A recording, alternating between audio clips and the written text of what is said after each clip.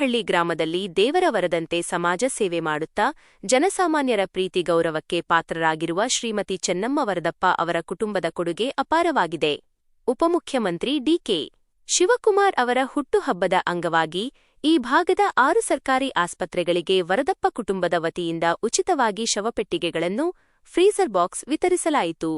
ಮಾಜಿ speaker K R Ramesh Kumar ಅವರ ನೇತೃತ್ವದಲ್ಲಿ ತಾಲೂಕಿನ ಸಮಸ್ತ ಜನತೆ, ಗ್ರಾಮಸ್ಥರು ಹಾಗೂ ವರದಪ್ಪ ಕುಟುಂಬದವರ ಸಮ್ಮುಖದಲ್ಲಿ ಈ ಕಾರ್ಯಕ್ರಮ ಜರುಗಿತು. ಈ ಸಂದರ್ಭದಲ್ಲಿ ಮಾತನಾಡಿದ ಮಾಜಿ ಸ್ಪೀಕರ್ ರಮೇಶ್ ಕುಮಾರ್ ಅವರು, ಬಡ ಕುಟುಂಬಗಳ ಕಷ್ಟಕ್ಕೆ ನೆರವಾಗಲು ಪೂರ್ಣಹಳ್ಳಿಯ ಶ್ರೀಮತಿ ಚೆನ್ನಮ್ಮ ಮತ್ತು ಕುಟುಂಬದವರು ಉಚಿತ ಶವಪೆಟ್ಟಿಗೆ ನೀಡಿರುವುದು ಶ್ಲಾಘನೀಯ ಮತ್ತು ಮಾದರಿ ಸಮಾಜ ಸೇವೆ ಎಂದು ಪ್ರಶಂಸಿಸಿ ಶುಭ ಕೋರಿದರು. ಇದೇ ಸುದಿನದಂದು ಗ್ರಾಮದಲ್ಲಿ ಹಬ್ಬದ ವಾತಾವರಣ ನಿರ್ಮಾಣವಾಗಿತ್ತು.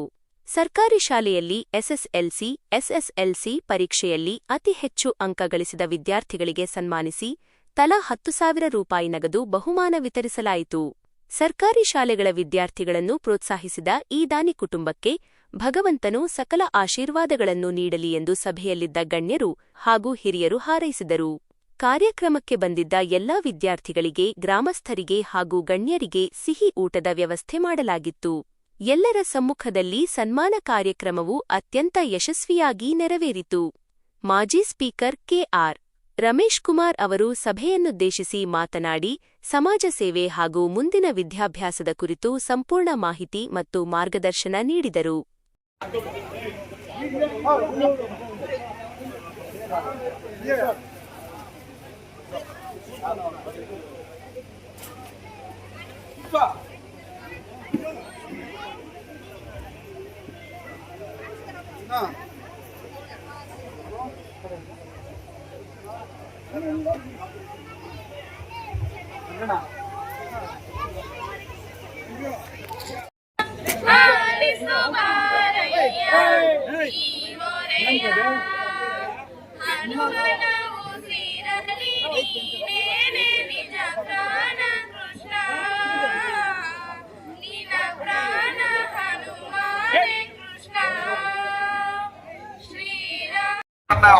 ಹೋಗಲಾಡಿಸಿ ಇವತ್ತೇನು ನೀವೆಲ್ಲ ಬಂದಿದ್ದೀರಾ, ನಿಮ್ಗೆಲ್ಲರಿಗೂ ಒಳ್ಳೇದಾಗಲಿ.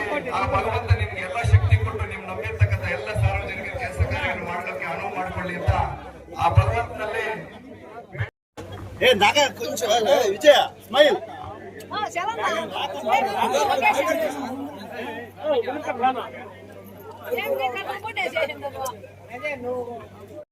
ಲಕ್ಷ್ಮೀದೇವಮ್ಮ ಅವರು ನಿರ್ದೇಶಕರು. ಮುಂದಿನ ತಯಾರಿ ಯಶಸ್ವಿನಿ. సెకండ్ పియూసీలో ఎక్కువ మార్క్స్ తీసుకుంటే బిడ్డలకంతా సన్మానం చేయించినారు. అదే ప్రకారము 10th లోగా మార్క్స్ తీసుకుంటే బిడ్డలకు కూడా గౌరవం చేస్తున్నారు. జరిగేవాళ్ళు అప్పుడే బుద్ధివంతులు అయిపోయిండేవాళ్ళు, ఉద్యోగాలు చేస్తూ ఉండేవాళ్ళు, అన్ని అనుకూలాలు ఉండేవాళ్ళు. టౌన్ లో ఎక్కడ ఉండి వాళ్ళ బిడ్డలు చదివి మార్కులు తీసుకుంటే అదే మా పెద్ద విచారం. మేము ఈ వాతావరణంలో చెన్నమ్మనವ್ರಿಗೆ వరదప్పనವ್ರಿಗೆ వచ్చి అదట్లా తెలుగంటే కన్నమంటారు, నేనేం చేశాను.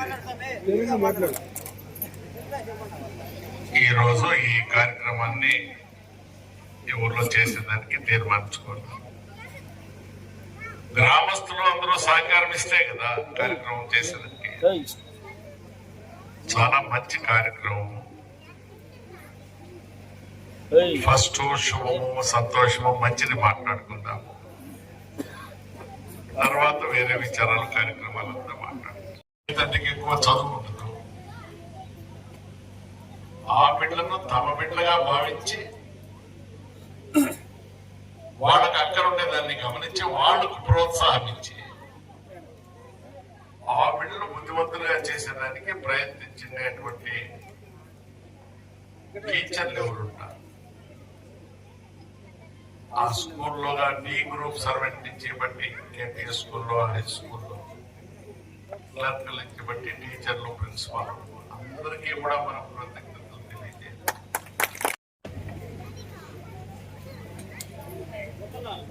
ఏపీఎస్ స్కూల్ ఇక్కడనే అవుతుంది, కస్తూర్బా స్కూల్ ఇక్కడనే అవుతుంది, మొరార్జీ దేశాయ్ స్కూల్ ఇక్కడనే అవుతుంది, జనరల్ హాస్పిటల్ ఇక్కడనే అవుతుంది, ఆయుర్వేద హాస్పిటల్ ఇక్కడనే అవుతుంది, సబ్ స్టేషన్ ఇక్కడనే అవుతుంది, టెలిఫోన్ ఎక్స్చేంజ్ ఇక్కడనే అవుతుంది, బ్యాంకు ఇక్కడనే అవుతుంది. చిన్నపిల్లలు చదువుకోండి 2వ క్లాసు 3వ క్లాసు. ఆస్తులు చేయాల, పాస్తులు చేయాల. లేదు అక్కడి నుంచి లేచి వచ్చి నాకు ఇచ్చేది ఏమి,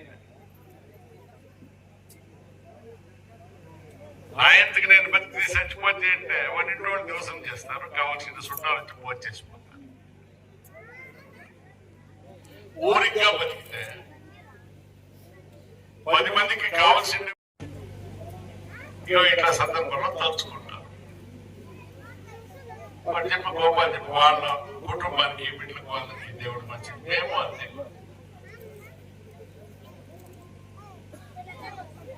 మనము ఒక చెట్టు చిన్న చెట్టు చూడండి, వాళ్ళ ఎదురుగా ఉండే మాత్రం ఎంతమందికి నేనా దానికి నోరులే, దానికి డ్రెస్లే, దానికి ఫ్యాషన్లే, దానికి పార్టీలే, దానికి జాతిలే. ఎంతమందికి ప్రయోజనం ఉంది? ఇవేమీ లేని చెట్టు కూడా అంత ప్రయోజనము. అన్ని ఉండే మనం నిష్ప్రయోజనమై బతుకుతాం. బ్యాంకు ద్వారా వడ్డీ లేకుండా అప్పులిచ్చినాం, స్కూల్ కట్టి, మీ హాస్పిటల్ కట్టి. మన కర్తవ్యం ఇది. మా యొక్క అప్పు దగ్గర ఉన్నాయి రూపాయలు మా ఇంటి నుంచి తెచ్చిచ్చేదానికి అవుతుంది. మీరు నమ్మకంగా మాతో పెద్ద మనుషులు చేసినప్పుడు ఆ రుణం తెచ్చుకునేదానికి మేము చేసే డ్యూటీ అది. అది చేయకపోతే బాకీదారులు అయిపోతాం. 3-4 ദിവസം మేము చేసేదే బొత్తులో కేసేసి మర్చిపోవచ్చు కదా. 3-4 ദിവസം నాటి గురించి చెప్పలా. మన పల్లి జీవితాల్లో పాతకాలంలో ఏ కుటుంబంలో, ఏ ఇంట్లో, ఎవరిలో సాగు అయినా కూడా ఊరంతా సాగు అని అనుకుంటా ఉంటుంది. ఆ బాడీ తీసే వరకు, ఆ శవాన్ని తీసే వరకు ఊళ్ళో ఎవరింట్లోనూ పొయ్యిలో నింపేస్తా ఉన్నా. నౌకరుడు ఉంటా ఉంటా, గొంతుకు వేవుడు గొంతుకు పోతారు. వాళ్ళు ఎక్కడి నుంచి తెస్తారు రూపాయలు? ఈ అన్ని పనుల పైన అద్భుతమైన పని ఇది. ఈ పనులు తిమ్మాలంటే ఎదురూరుకు ఒకటి, సోమయాజనపల్లికి ఒకటి, గౌనిపల్లికి ఒకటి, రోడూరుకు ఒకటి, రాయలపాడు, అడ్డగల్. ఇన్ని గ్రామాలకు తన సొంత డబ్బులు ఎవరి దగ్గర తీసుకునేది కాదు, గవర్నమెంట్ ఇస్తా ఉండేది కాదు. హాస్పిటల్లోగా ఆ డబ్బా దానం ఇస్తా ఉన్నాడు. సోమయాజనపల్లి హాస్పిటల్ పరిధి లోపల 10-15 గ్రామాల్లో ఎక్కడ సావైనా కూడా వాళ్ళు ఇక్కడికి వస్తే ఆ బాక్స్ లో పెట్టేసింటే కావాల్సిన వాళ్ళందరూ వచ్చేదానికి దాంట్లో ఐస్ పెట్టింటారు, స్విచ్ చేసి పెడితే బాడీ ఏమి కాకుండా ఉంటుంది. ಯಾವ సౌకర్యమైతే రూపాయలు ఉన్నోళ్ళకి, డబ్బులు ఉన్నోళ్ళకి ఉన్నో ఆ సౌకర్యాన్ని, ఆ కొదవ లేకుండా పేద కుటుంబాలకు సాగు విచారంలో సహకారం ఇచ్చేదానికి ముందడుగు వేసిన తిమ్మారెడ్డికి భగవంతుడు అన్ని విధాలా మంచి చేస్తాడు. వాళ్ళ తల్లిదండ్రులకి మంచి చేస్తాడు. వీటికి ఇంకా అర్థాపర్థమే చెప్పేది వచ్చింది. ఇప్పుడే కదా నేర్చుకో. ఏదో ఫంక్షన్కి వస్తే మా పెట్టి చేయాలా, ఉన్న సంగతి ఉన్నట్టు వాళ్ళకు చెప్పాలా, వాళ్ళకి అర్థం కావాలా. అన్ని నువ్వు బతికినవన్నీ చేసేది ఓట్ల కోసమే కాదు. మీరు అనుకో ఉండొచ్చు, ఎప్పుడు ఎలక్షన్ వచ్చేది ఇక 2 ఏళ్ళు ఎవడుంటాడు, ఎవడు పోయింటాడు మనం చూసిందామా? మనకు భగవంతుడు ఆ అధికారం ఇచ్చిందా? మనమందరం ఇక్కడ ఎవరు రేపొద్దునే ఎగిరిపోతామో మనకు తెలియదు. ప్రజలకు సహాయం కావాలా, నీళ్ళు దిగినవంతా ఇంకో నాటి దానిపై మాట్లాడుకుందాము. నాకు అక్కర్లేదు, నాకు అక్కడ చదువు లేదు. 75 నాడు షిప్ లో ఆవులు వేసుకొని వస్తాడు ఆయన.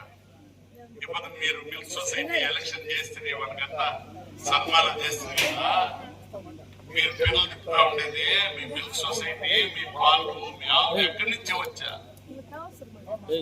మహానుభావుడు ఎంవి కృష్ణప్ప గారు చంద్రప్ప గారు కంటే ఒక చిన్న గ్రామంలో పుట్టాడు. చంద్రప్ప గారు ఆ లెవెల్కి ఎదగల, ఆయనకి దేవుడు అవకాశం ఇస్తే అక్కడ తన కర్తవ్యం చేశారు.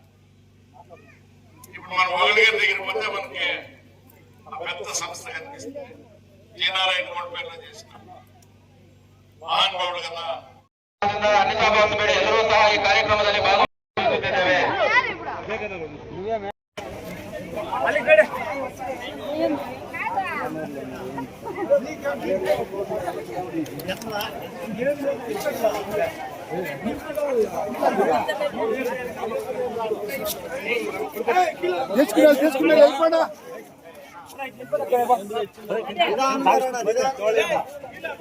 అడ్డం దూరం